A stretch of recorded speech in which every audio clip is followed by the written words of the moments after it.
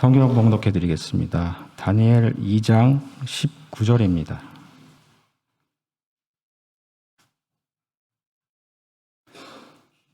이에 이 은밀한 것이 밤의 환상으로 다니엘에게 나타나 보임에 다니엘이 하늘에 계신 하나님을 찬송하니라. 아멘.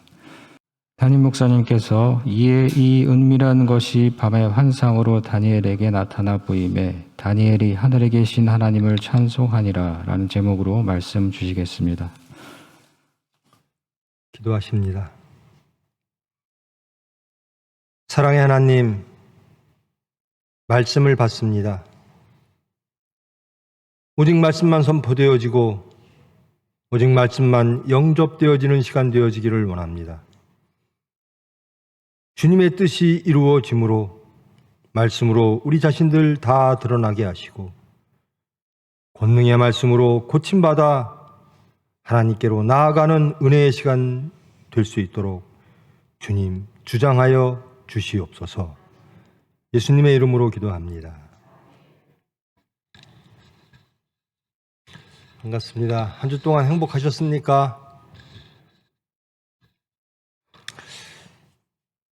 여러분, 코로나 안 걸리신 분 한번 손 좀 들어보세요. 생존자가 많네요. 실외에서 마스크 안 쓰시는 분 몇 분 없네요. 저도 안 씁니다. 실외에서.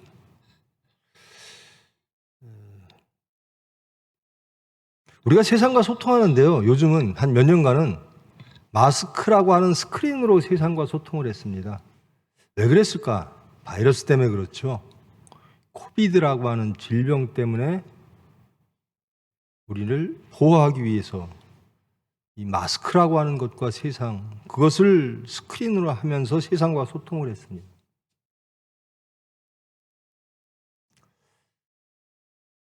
외국은 마스크가 이제 다 벗었어요. 얼마 전에 암학회가 외국에서 있었는데 마스크 쓰는 사람은 한국 사람밖에 없더래요. 확실하진 않지만 지금 비행기도요, 국적기 이외에는 마스크를 안 쓴다 그러더라고요. 비행기 안에서도. 우리나라 사람들이 참 준비를 잘하는 것도 있고요. 질병에 대해서 국가적으로 하나 되어서 막아내고자 하는 뜻도 있고요. 근데 제가 의사 몇십 년 동안 하면서요, 항상 느끼는 게 우리 국민들이 갖고 있는 질병이 있어요. 건강염려증. 참 건강에 대해서 예민해요. 제 식구도 그렇습니다. 제 말 안 듣고 텔레비에 나오는 얘기는 믿습니다. 왜 그래? 그러면 의사로서 신뢰가 안 간대요.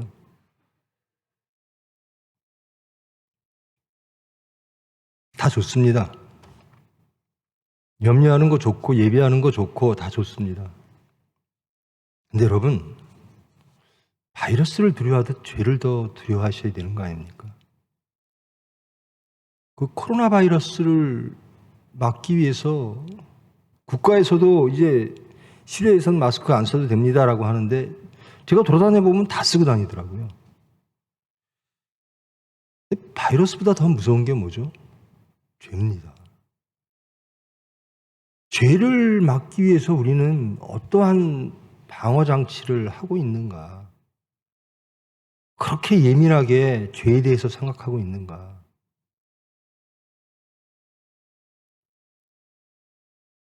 죄를 막아낼 거는 말씀밖에 없습니다.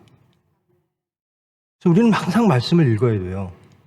항상 말씀을 묵상해야 돼요. 그리고 바이러스에 예민한 것만큼, 여러분, 바이러스, 어떻게 하나님과 바이러스를 비교합니까? 하나님의 말씀으로 하나님의 말씀을 따라 하나님을 따라가야죠. 내가 지켜야 될 거는 내 몸도 있지만 영입니다. 우리의 혼, 하나님의 나라, 영생을 지켜내야 되는 거거든요. 여러분, 이제 코로나 쉬운 병이라고 말씀드리는 게 아니고요. 그만큼 우리의 죄에 대해서 더 두려워해야 되고 더 민감해야 되지 있지 않겠는가. 자신을 돌아보면서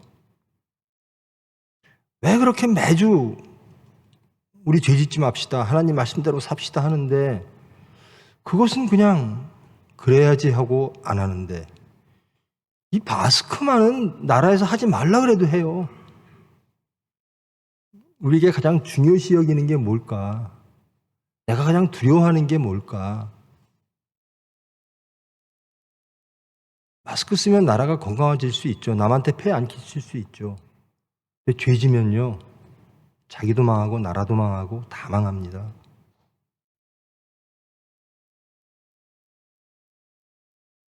우리가 마스크 쓰는 것을 보면서 우리의 심령은 어떻게 지켜내기 위해서 무엇을 하고 있는지 돌아보시기를 바랍니다.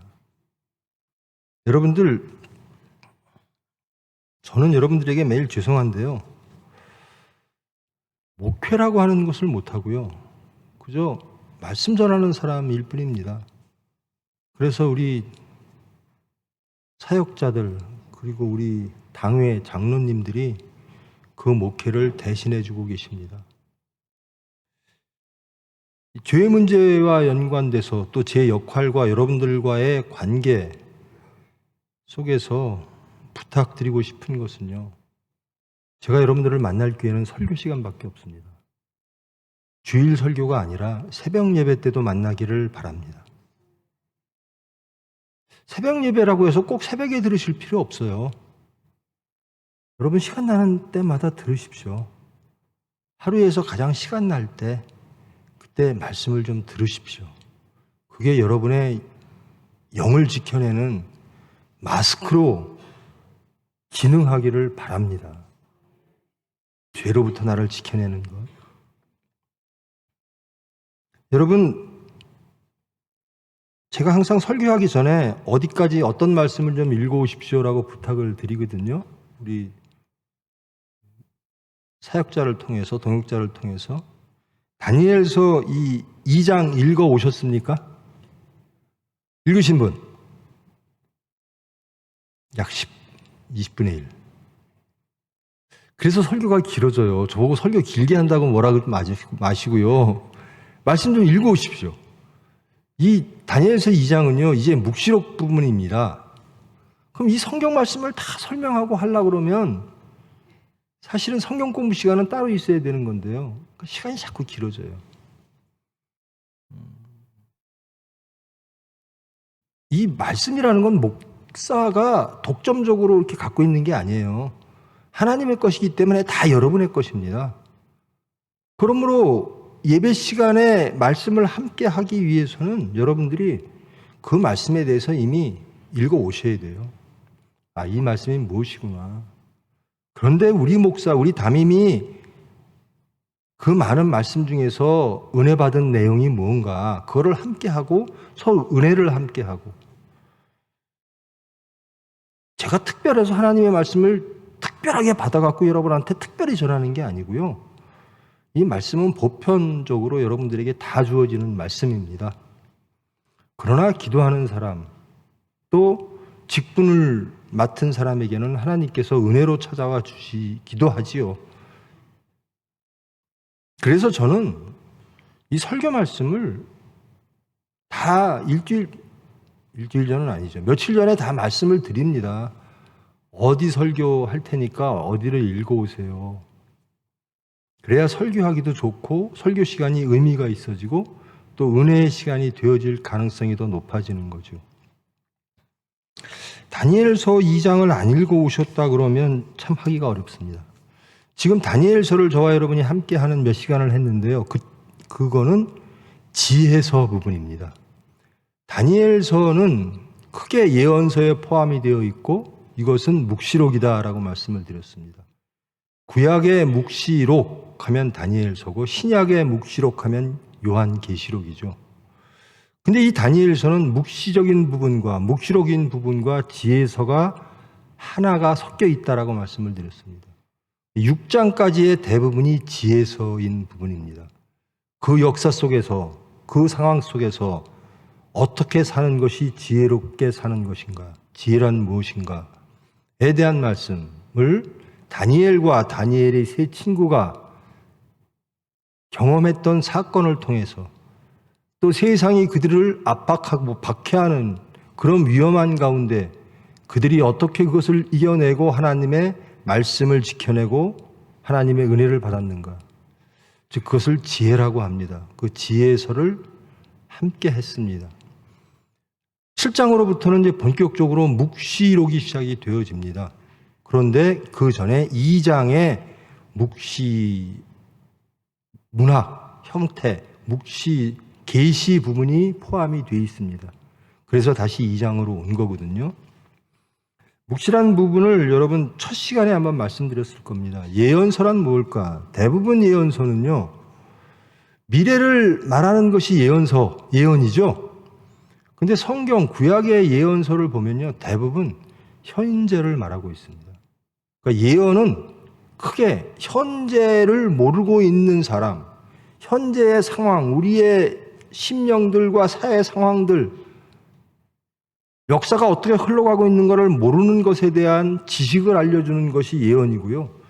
또 아직 펼쳐지지 않은 역사 가운데 일어날 일들을 알려주는 게 예언서입니다. 근데 묵시록이라고 묶는 것은요, 묵시록의 특징이 있죠. 여러분, 묵시록 그러면 요한계시록이 딱 생각날 겁니다. 요한계시록 뭐야? 모르죠. 참 어려워요. 그러니까 안다고 하는 사람들이 참 많이 나타나요. 그래서 이단도 많이 나타나고, 그래서 사이비도 많이 나타나고. 묵시의 형태는요, 상징입니다. 이상한 상징들이 많이 나오고, 숫자도 많이 나오고, 하나님만이 아실 수 있는 말씀들이 막 나옵니다. 그 시대적 배경은 항상 하나님의 백성들이 가장 심하게 박해받을 때, 그때로부터 마지막 때까지를 밝히는 그것이 묵시록입니다. 이 묵시록은 알 수가 없어요. 여러분, 성경을요, 예수님 시대, 신약 시대에 이제 예수님은 누구신가, 하나님은 누구신가에 대하여 이방 백성들에게 막 전파가 되어졌죠. 그리고 국교가 되고, 그리고 중세 시대로 이어집니다. 캐톨릭 1000년이 이어지는데요. 기독교가 타락할 대로 타락했죠. 예수님은 인정했고 국교로 했는데 타락할 만큼 타락했어요. 성경에 대한 역사도 이루어질 수가 없었어요. 왜? 성경이 없었으니까요. 성경은 그때는 이 인쇄 기술이 없을 때니까요. 여러분, 예수님 말씀에 1.1획도 변하지 아니하리라, 이런 말씀이 있죠.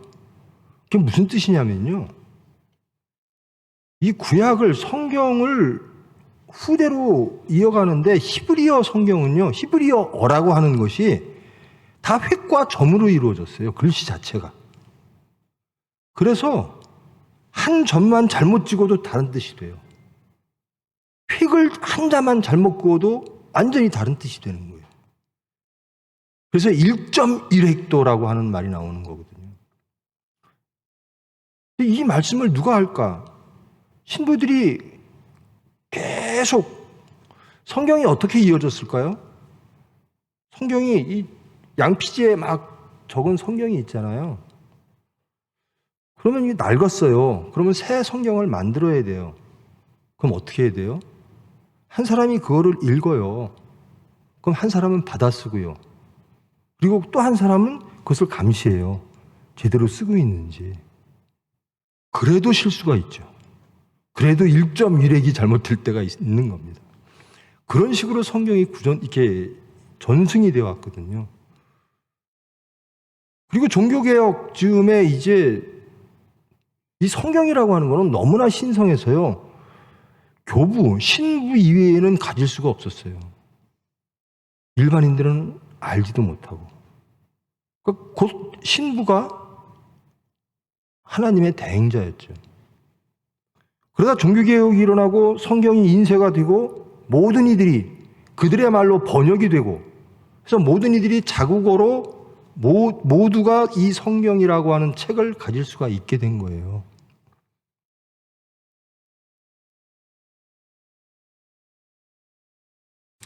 그러고 나서 1800년대, 지금으로부터 이 성경이 아주 조직적으로 해석되어지고 연구되어진 거는 100년, 200년, 300년밖에 안 돼요. 그때부터 많은 학자들이 성경을 언어적으로 접근하기도 하고 역사적으로 접근하기도 하고 심지어는 여러분 아마 들어보셨을 거예요. 그 노아의 홍수 때 그 배가 홍수가 어디서 일어났을까? 그 배의 흔적은 어디 있을까? 여기서 말하는 지명이 나오는데 이 지명은 어딜까? 그래서 거기를 막 탐사하고 고증하고 문학적으로도 그러니까 비평들이 많이 나온 겁니다. 문학 비평, 형식 비평, 역사 비평, 편집 비평. 이게 이 성경이 이대로 됐을까? 아니면 누가 편집했을까? 그러면서 어려운 일반적인 것들은 다 정리가 되는데요. 그럼에도 여러 가지 의견이 있습니다. 그런데도 이 묵시 부분에 대해서는 하나님만 아시는 계시거든요. 그러므로 아주 해석이 다양합니다. 그러므로 이단들이 숨기 제일 좋은 데가 묵시예요. 또 교만하기가 제일 좋은 데가 이 계시록입니다. 나는 이것을 알아. 저는 정직하게 말합니다. 저는 모릅니다. 제가 아는 것은 여러 신학자들이 주장하는 내용을 알 뿐입니다. 그리고 거기에 어느 부분 동의하는 부분도 있고 동의하지 못하는 부분도 있습니다. 근데 확실히 아는 것은 묵시록에서 하나님이 무슨 말씀을 하시려고 하는가에 대한 하나님의 주권에 대해서는 확실히 압니다. 그러니까 여러분 묵시록이나 계시록을 접근할 때 어떻게 읽어야 할 것인가? 계시록이나 묵시록은요 종말이 언제일까를 계산하는 문서가 아닙니다. 성경이 아닙니다. 그것은 하나님의 뜻도 아닙니다. 많은 이들이 계시록을 해석하면서 휴거가 언제 올까? 혹은 이 말이 무슨 말일까? 대표적으로 신천지는 우리 교회들을 바빌론이라고 합니다.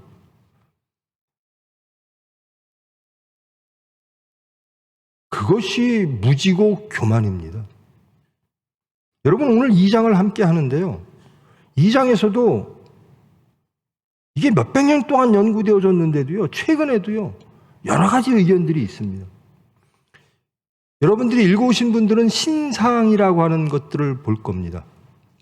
이 신상이 가리키는 게 뭘까? 어떤 나라를 말할까? 이 돌은 언제일까? 등등 의견이 다양합니다. 그런 것들을 함께 하면서 결국은 우리가 가져야 될 것은 모든 것은 우리는 확실히 모르나 하나님이 주장하신다라는 겁니다. 그걸 구체적인 것이 이것이 말씀의 올바른 해석이라고 주장하는 것은 매우 위험합니다. 이렇게 주장하는 사람들도 근거가 있고요. 저렇게 주장하는 사람도 근거가 있습니다. 우리는 그 주장을 들을 필요는 있습니다. 알 필요는 있습니다. 그러나 그것이 사실인지는 그것이 그들의 확신이 하나님의 뜻인지는 하나님의 계획인지는 하나님만이 아시는 겁니다. 그러므로 여러분 성경을 읽을 때 특히 계시록을 읽을 때요. 묵시록을 읽을 때 모르는 것은 모르는 것으로 남겨두십시오. 그것은 하나님의 영역입니다. 하나님의 지혜를 인간이 다 알려고 해요. 그래서 여러 가지 것들이 대입됩니다. 세대주의, 역사주의, 혹은 영. 근데 거기에 넘어가요. 그래서 이제 오늘부터 성경 공부 시간을 좀 갖기로 했는데요. 제발 부탁드립니다. 제 설교 시간에는 좀 말씀을 좀 읽어오십시오. 제가 우리 사전에 말씀 읽을 거를 모든 교인한테 알려드리죠? 제발 좀 읽어오십시오. 오늘 2장을 해야 되는데 11시 3분입니다. 제가 20분까지 해야 되는데 17분 남았거든요. 오늘은 개론만 하겠습니다. 묵시록을 무엇인가? 묵시록을 어떻게 접근할 것인가? 제발 이것이 오라 그러지 마세요. 오르신 분은 하나님 한 분이십니다. 그 하나님의 말씀에 대한 해석을 이렇게도 하고 저렇게도 합니다. 근데 그것이 다 근거가 없는 것은 아니에요. 그렇다고 다 근거가 옳은 것도 아니에요. 그러면 우리는 알아야 돼요. 알지 못하면 어떤 근거에 의하여 주장하는 그 학파에 넘어갑니다. 그러다가 이단에 넘어가기도 하고. 그러니까 저는 확실합니다. 저는 모르는 게 너무나 많습니다. 그것은 하나님이 아실 겁니다. 근데 안다고 하는 사람들이 주장하는 게요. 나는 하나님의 계시를 이해할, 해석할 은혜를 받았다. 능력을 받았다. 그래서 나는 새로운 선지자다. 예언자다. 이렇게 얘기를 합니다.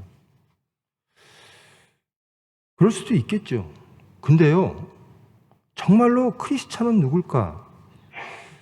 정말로 말씀을 제대로 알고 제대로 해석하고 하나님의 뜻을 아는 사람은 누굴까? 그것은 열매로 아는 겁니다. 이게 가장 두려웠고 저한테도 도전이죠. 하나님 여러분 아십니까? 아셔야 돼요. 성경을 아셔야 돼요. 근데 그보다 더 중요한 건 아는 만큼 그대로 사는 겁니다. 곧 제사가 아니라 순종이라는 겁니다. 알았으면 그렇게 사는 것이 열매로 내려 세상에 보여져야 된다는 겁니다. 저는 신천지 이단 사람들이 어떻게 사는지는 잘 모르겠어요. 그들의 삶이 어떤지는 잘 모르겠습니다. 그런데 염려되어지는 것은 그들을 이단이라고 말하는 우리의 삶이, 우리의 신앙이 그들보다 틀렸다고, 우리가 이단이라고 정죄하는 그들보다 더 하나님을 사랑하고 복음적으로 살고 있는가라는 겁니다. 저들은 이단이야. 그럼 우리는요? 여러분, 말씀대로 살지 않는 것은 뭡니까? 하나님 보시기에. 하나님은 누구신가에 대한 왜곡이 이단입니다. 예수님은 누구신가에 대한 성경에 대한 왜곡이 이단입니다. 근데 왜곡하지 않는 우리가 그 말씀대로 살고 있지 않다면 도대체 우리는 뭐죠? 우리는 왜곡하고 있지 않은가?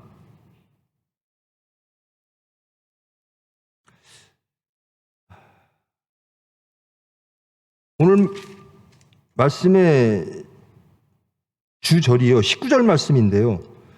이 은밀한 것이 밤에 환상으로 다니엘에게 나타나 보임에 다니엘이 하늘에 계신 하나님을 찬송하니라 라는 겁니다. 은밀한 것을 나타내시는 분은 하나님이십니다. 근데 2장을 보면요. 이 은밀한 것을 누구에게 제일 먼저 나타냈느냐? 바벨론 왕에게 나타났습니다. 꿈의 형식으로. 2장 1절 보면요. 느부갓네살이 다스린 지 2년이 되던 해에 느부갓네살이 꿈을 꾸고 그로 말미암아 마음이 번민하여 잠을 이루지 못한지라. 느부갓네살이 번민하고 있습니다. 왜? 꿈 때문에. 꿈을 꿨는데 그 꿈 때문에 번민하고 있습니다. 느부갓네살은 누굽니까?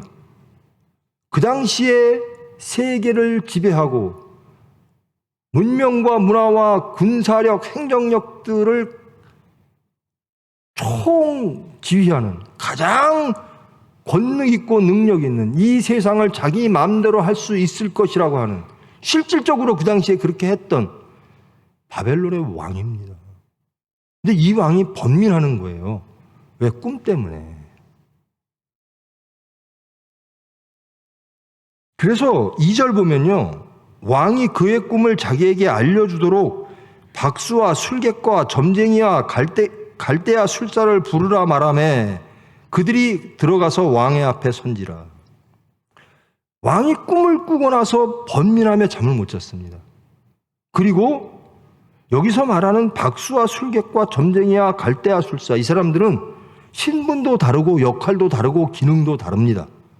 근데 총괄해서 바벨론의 지혜를 총괄한 겁니다. 자기가 꾼 꿈을 바벨론의 지혜로 해석해 보자라는 겁니다.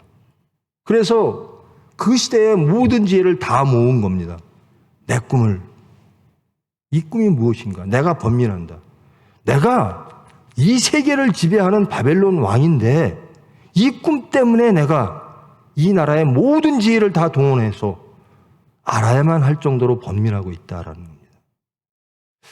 왕쯤 되면요, 미래를 예측할 수도 있을 거예요. 우리의 군사력과 우리의 행정력과 우리의 지혜와 우리의 과학과 이런 것들로 어떻게 나라를 이끌어가고 어떻게 역사를 만들 수 있을까?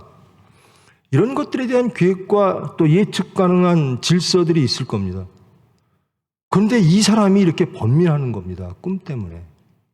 이 꿈은 하나님이 주신 꿈이라는 거죠.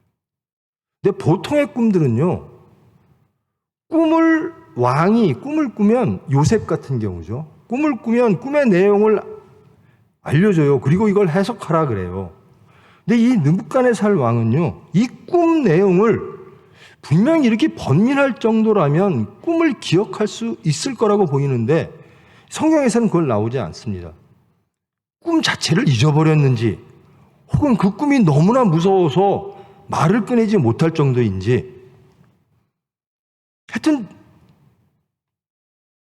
갈대아 그 지역, 바벨론 그 지역에 있는 모든 지혜를 다 모아 내 꿈을 밝혀라 라고 명령을 합니다.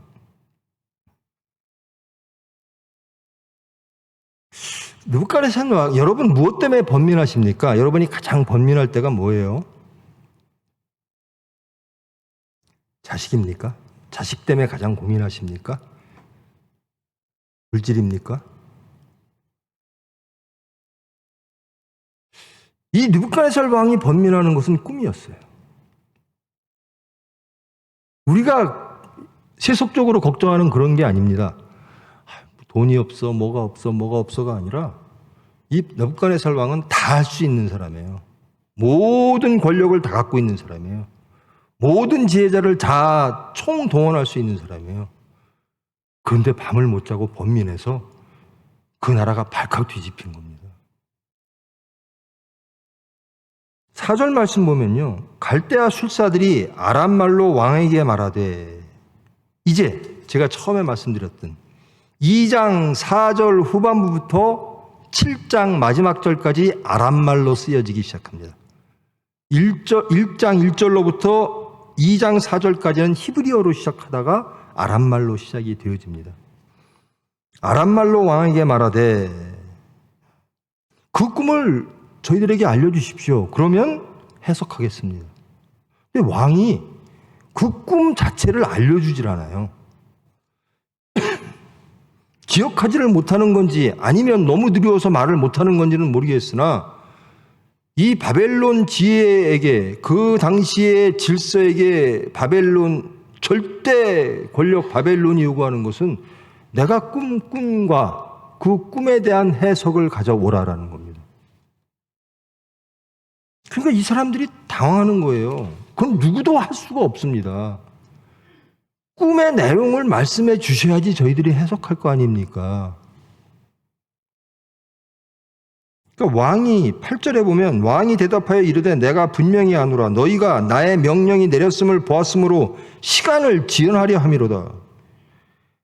9절 너희가 만일 이 꿈을 내게 알게 하지 아니하면 너희를 처치할 법이 오직 하나이니 이는 너희가 거짓말과 막론된 말을 내 앞에서 꾸며 말하여 때가 변하기를 기다리려 함이라. 이게 일국의 전 중동과 모든 것들을 다 통일한 이집트마저도 바벨론을 벌벌 떨고 있거든요.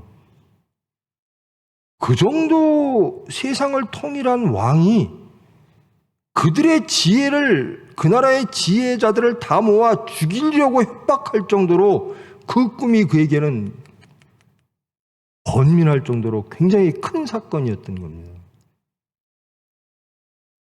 갈대인들이 왕 앞에 대답하여 이르되 세상에는 왕의 그 일을 보일 자가 한 사람도 없습니다.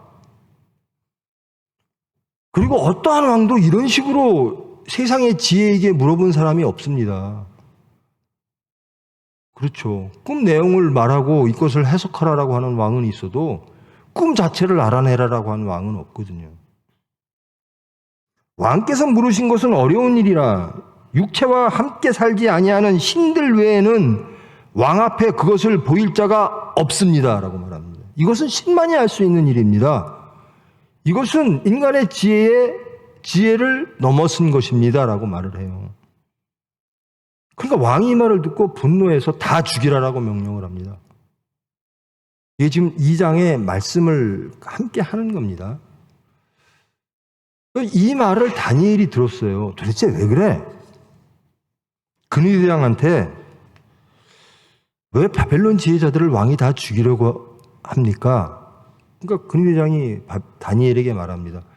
왕이 이렇게 어떤 꿈을 꿨는데 그 꿈을 내용도 알려주지 아니하고 그 꿈의 내용과 해석까지 하라. 그러니까 세상의 지혜로는 그것을 알 수 없다라고 하니까 다 죽이려고 한다. 그러니까 다니엘이 좀 기다리십시오. 왕께서 나에게 시간을 좀 주십시오. 내가 한번 알아보겠습니다. 그리고 집으로 돌아가서 자기 친구들에게 기도 좀 해다고. 하나님이 이것을 나에게 알려주도록 기도 좀 하자. 그러면서 하늘에 계신 하나님이 이 은밀한 일에 대하여 불쌍히 여기사 다니엘과 친구들이 바벨론의 다른 지혜자들과 함께 죽임을 당하지 않게 하시기를 그들로 하여금 구하게 하니라. 하나님이 주신 그 꿈은 하나님이 주신 은밀한 것을 꿈을 통하여 왕에게, 세상의 왕에게 보여주셨습니다. 그러므로 아무도 알 수가 없습니다. 하나님만이 아십니다. 다니엘은 그 하나님께 구하는 겁니다. 하나님, 그 계시, 그 묵시, 그 은밀한 것을 저에게 알려주십시오. 이에 19절 말씀, 이 은밀한 것이 밤에 환상으로 다니엘에게 나타나 보임에 다니엘이 하늘에 계신 하나님을 찬송하니라. 그러니까 이런 자들이 많다는 거예요. 은밀한 것이 나에게 나타났다. 그것이 이단들이 많죠. 신천지들이 그런 거죠. 나는 계시록을 다 알아. 저는 모릅니다. 계시록을 접근하는 신학자들의 방법도 다양합니다. 근데 그것을 알아야 넘어가지 않습니다. 그런데 분명한 것은 하나님이 이러이러한 계획이, 우리가 알지 못하는 계획이 있을 것이고 역사는 그렇게 진행될 것이고 끝내 하나님께서 주장하실 것이라는 겁니다. 그러면 거기서 알아야 될 것은 하나님의 뜻대로 사는 자는 구원받는다라는 겁니다.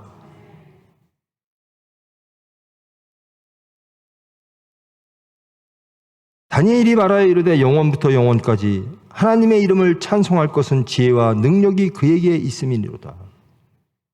그러니까 사건을 통해서 우리가 알지 못하는 것들을 통해서 혹은 그로 인한 위험 속에서 우리의 고백은 이래야 되는 겁니다.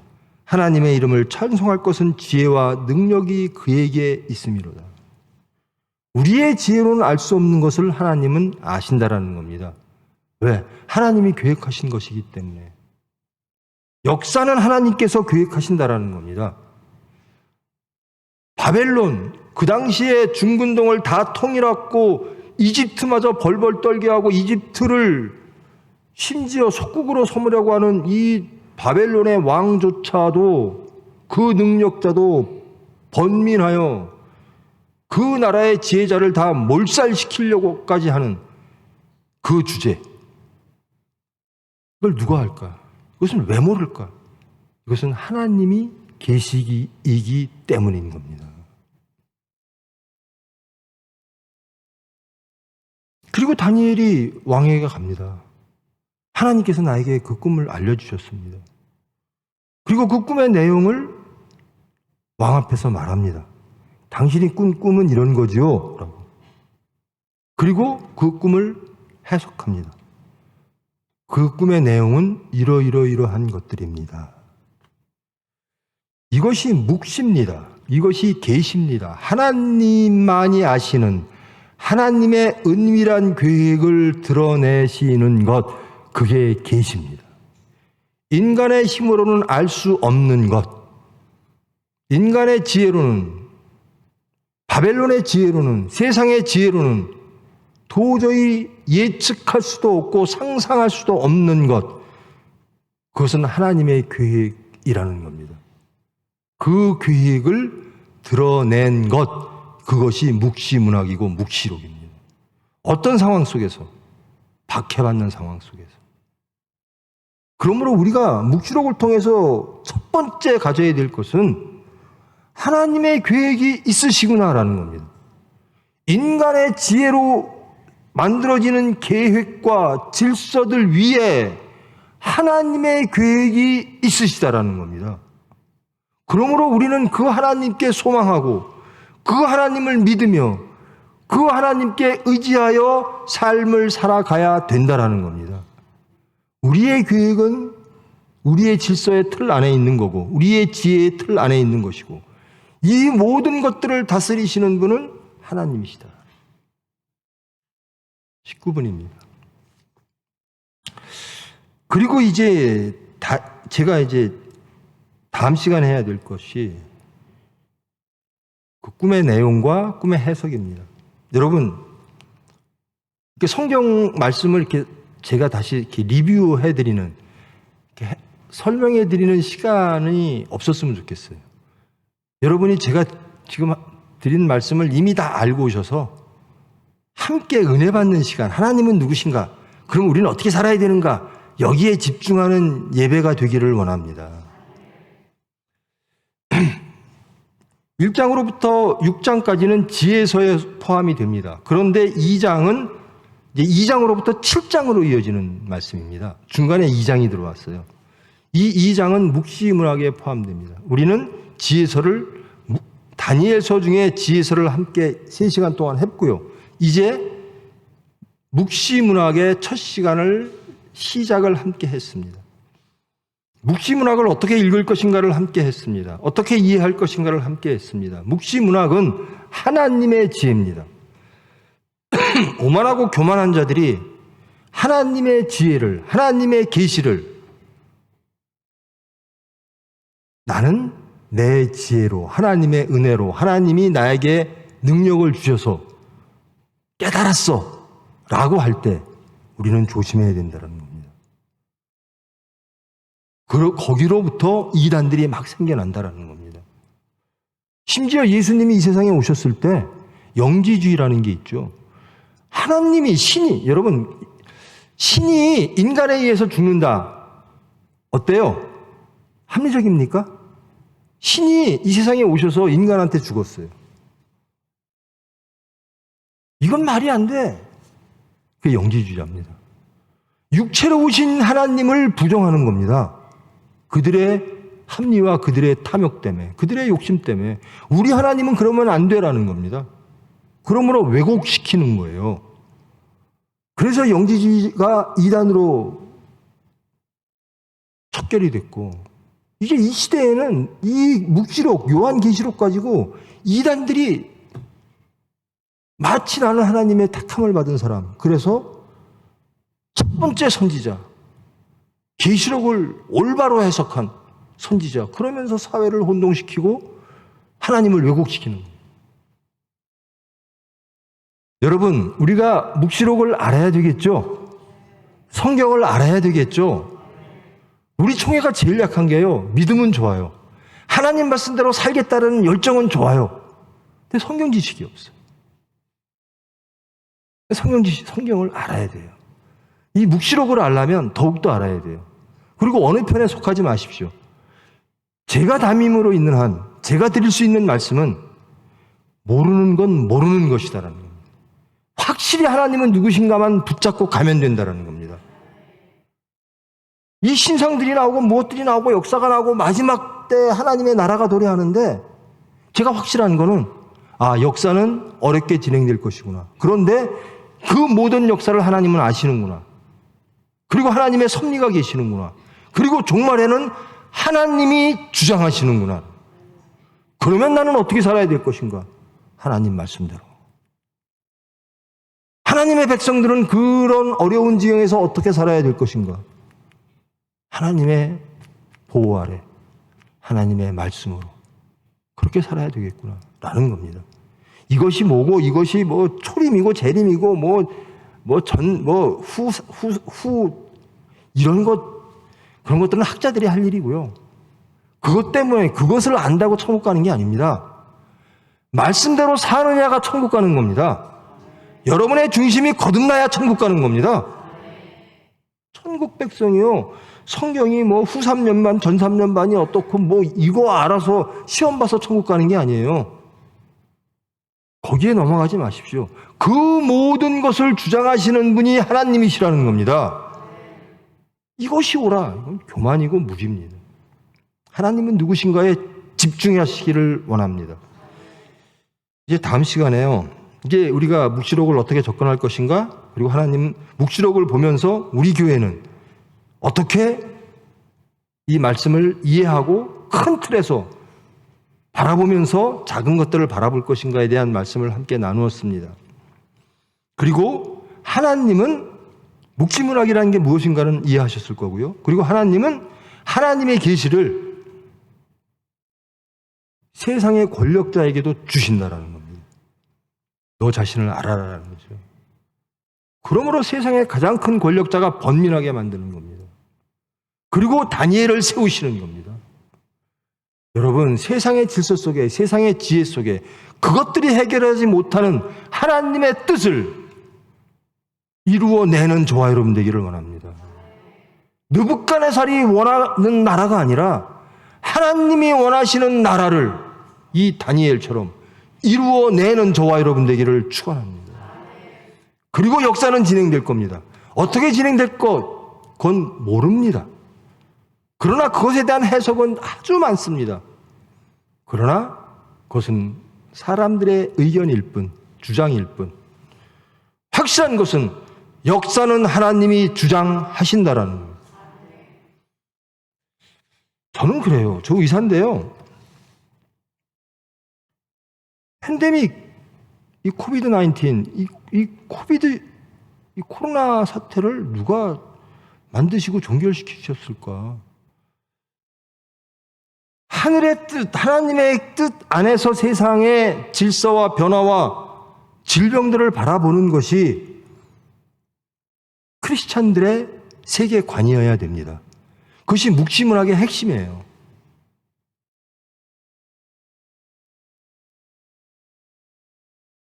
그래서 저는 많이 안타깝기도 하고 저도 회개하는데요. 왜 코로나는 겁내면서 하나님은 겁내지 않을까? 그렇게 마스크는 열심히 쓰면서 왜 죄에 대해서는 그렇게 둔감할까? 여러분, 주일날이요. 남들은 쉽니다. 근데 우리는 하나님께 예배드리기 위해서 모였잖아요. 얼마나 감사한 일이고 하나님께서 얼마나 기뻐하시겠습니까? 그런데요, 하나님이 내가 원하는 건 제사가 아니라 순종이라고 말씀하십니다. 너희들이 제사를 통하여 얻고자 하는 게 뭐냐? 나는 너희들이 순종함으로 너희들이 얻을 수 있는 그런 나라를 소유하기를 원한다라는 겁니다. 이제 묵시문학을 들어가겠습니다. 그리고 7장, 2장 잠깐 하고요. 2장으로부터 7장으로 넘어가는 이 신상 부분과 해석에 대한 부분들, 그리고 거기에 대한 신학자들 혹은 요즘 그 학설로 나와 있는 것들에 대한 소개와, 그건 중요하지 않아요. 하나님은 살아계시고 하나님이 하신다는 것만 확실하면 돼요. 그런 역사 속에서 우리는 하나님의 은혜로 삽니다. 나는 하나님 뜻대로 살겠습니다. 하나님의 은혜로 살겠습니다. 말씀대로 살겠습니다. 제발 새벽 예배 좀 들어주십시오. 제가 새벽 예배 때 이런 말 했어요. 왜 째째하게 일본을 그렇게 대하냐? 복음으로 덮자 그랬습니다. 아니, 사도 바울이요. 그렇게 기독교를 탄압하는 이방 나라에 가서 다 예수님을 선포합니다. 그건 예수님의 명령입니다. 땅끝까지 나를 증거하라. 저는 대한민국이, 여러분이 이 대한민국을 변화시키는 분 되기를 원해요. 복음으로. 여러분의 복음으로. 하나님이 주시는 지혜와 권능으로 이 나라가 하나님의 나라 되게 만드는 사도 바울 같은 하나님의 사람, 예수 그리스도의 종 되기를 원합니다. 우리나라만 아닙니다. 전 세계를 사도 바울처럼. 로마로 가는 겁니다. 세계 권력 팍스 로마나라고 외치는 그 교만 앞에 예수님의 말씀을, 하나님의 말씀을 선포하는 겁니다. 그리고 변화시키는 겁니다. 여러분 제발 미워하고 저주하지 마시고 변화시키려고 하십시오. 말씀으로 변화시키려고 하십시오. 그러려면 우리가 말씀에 순종해야 돼요. 부디 저는 우리 교회가 큰 교회들 많잖아요. 근데 뭐 사이즈가 중요합니까? 교회 건물이 중요합니까? 말씀에 순종하는 삶이 중요한 거죠. 거기에 하나님의 능력이 임할 줄 믿습니다. 이 느부갓네살이 번민하는 것, 그럴 수밖에 없어요, 여러분. 하나님을 모르면요.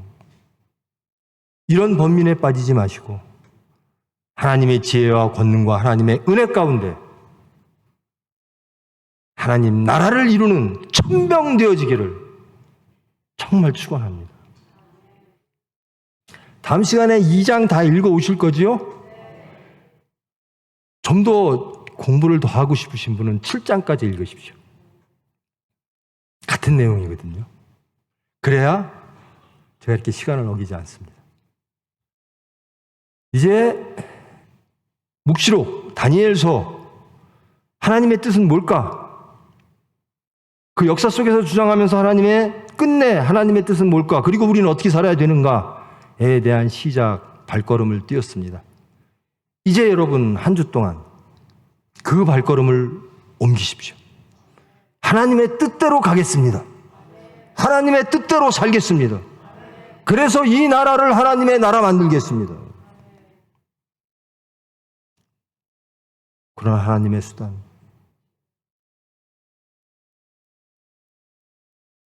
하나님의 종 되는 여러분 되기를 축원합니다. 기도하십니다. 사랑의 하나님, 저희들 온전히 하나님을 알기를 원합니다. 우리의 지혜의 틀 안에서 하나님을 해석하고 이해하는 것이 아니라 우리의 지혜 위에 계신, 스스로 계신 자, 창조하신 자, 그 하나님을 인정하고 알기를 원합니다. 우리가 모르는 그 하나님의 계획, 섭리, 그 가운데 우리는 순종하기를 원합니다. 기도하며 순종하며 하나님의 은혜 가운데 거하는 저희들 되기를 원합니다. 저희들의 믿음을, 저희들의 지혜를 장성케 하사 주님의 수단 되기를 원합니다. 예수님께서 간절히 당부하셨던 땅 끝까지, 이 지구, 이 우주 끝까지 예수님을, 복음을 증거하는, 십자가를 증거하는 군병 되어지기를 원합니다. 한 주 은혜로 붙잡으사 하나님이 살아계시고 하나님이 역사의 주권자이시며 하나님의 은혜로 우리는 살아감을 이 세상에 보이는 담대한 그리스도의 일꾼으로 부족함이 없도록 주님 권능 허락하여 주시옵소서. 예수님의 이름으로 기도합니다.